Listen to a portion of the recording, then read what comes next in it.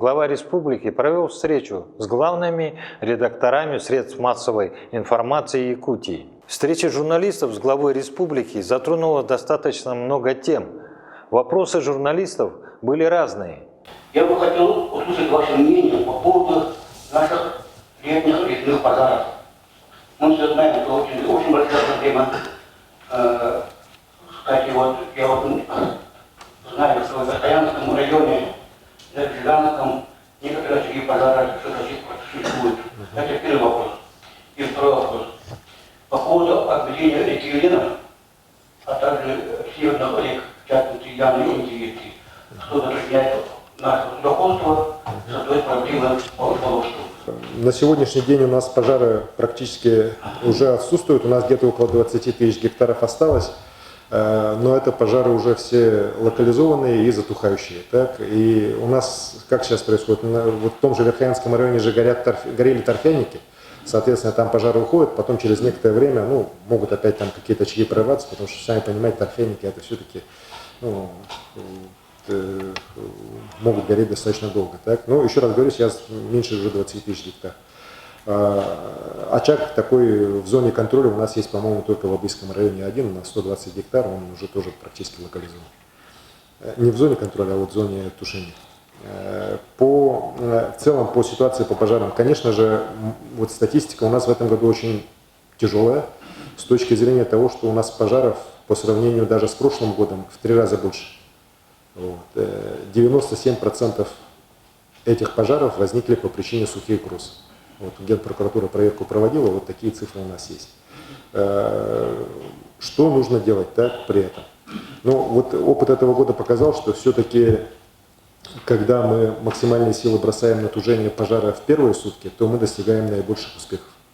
У нас вот, несмотря на то, что, еще раз говорю, что пожаров в 3 раза больше, у нас площадь, пройденная пожаром, по крайней мере, пока всего лишь на 20 с чем-то процентов больше, чем в прошлом году. Так, то есть нам все-таки не удалось добиться того, чтобы вот такого бесконтрольного, огромного распространения пожаров на территории не было. Вместе с тем, еще раз говорю, самое главное, на наш взгляд, это увеличение финансирования по переданным полномочиям по авиалесоохране. Потому что сегодня нам выделяется где-то порядка 200 с лишним миллионов рублей. У нас работников авиалесоохраны, если не ошибаюсь, постоянных где-то около 200.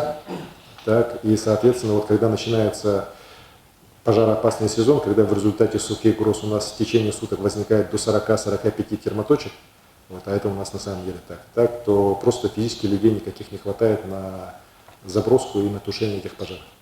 В том случае, если у нас, мы обсчитывали это, и лесхоз, Рослесхоз прекрасно это знает, если мы увеличим это финансирование хотя бы до 500-600 миллионов рублей, то я считаю, что мы основную массу пожаров сможем уже тушить первые сутки. Но для этого, еще раз говорю, должны быть приняты решения на уровне правительства Российской Федерации, Министерства природных ресурсов, Рослесхоза по увеличению финансирования. При этом хочу отметить особо, что у нас порядка 30% пожаров, которые мы в этом году потушили в первые сутки, это как раз пожары в так называемой зоне контроля, где мы пожары тушить не должны. Раньше нас за это очень серьезно ругали.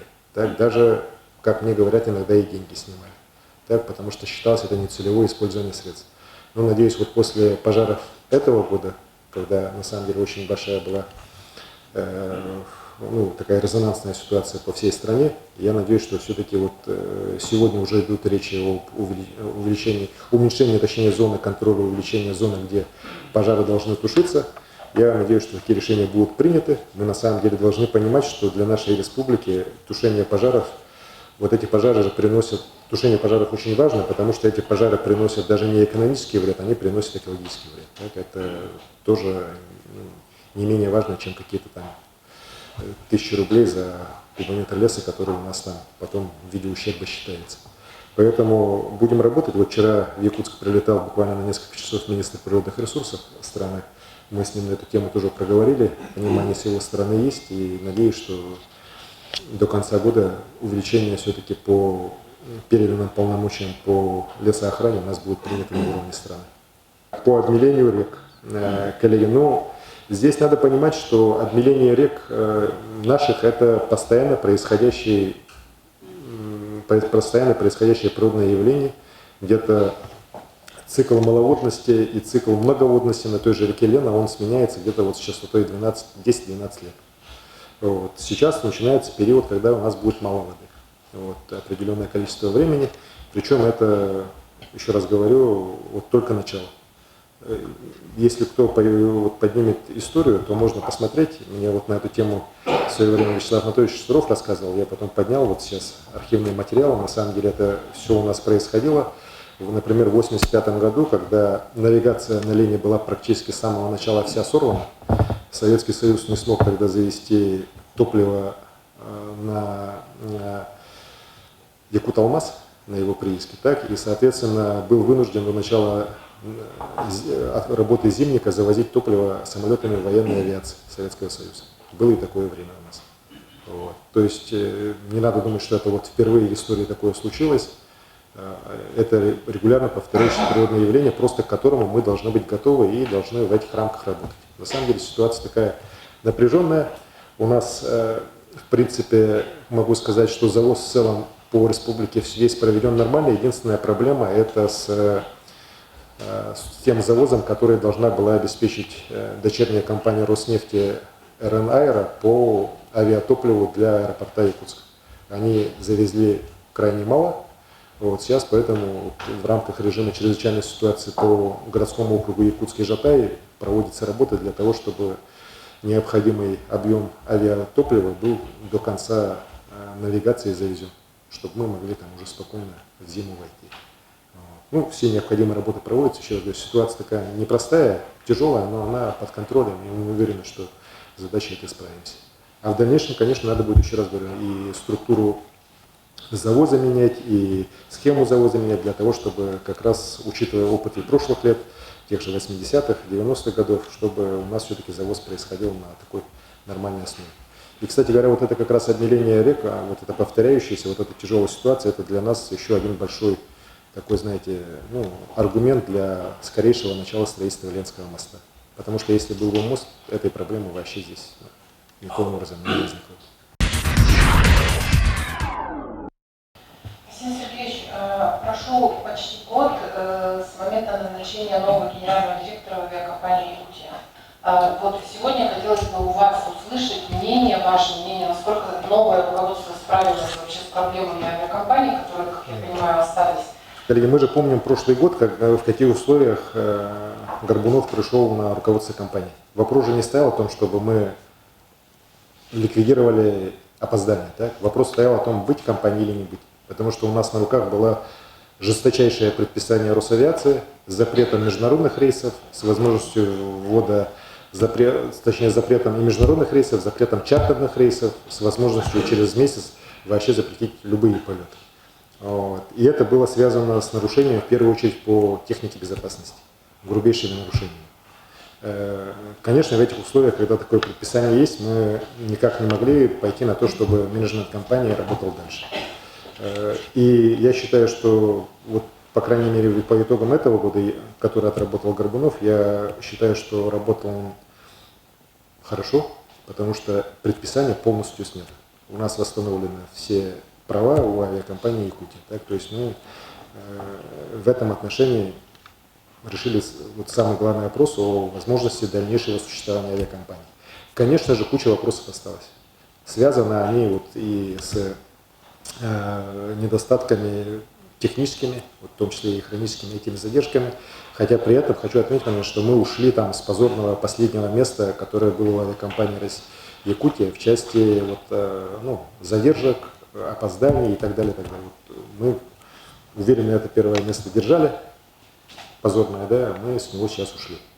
Вот это уже хорошо, то есть динамика есть.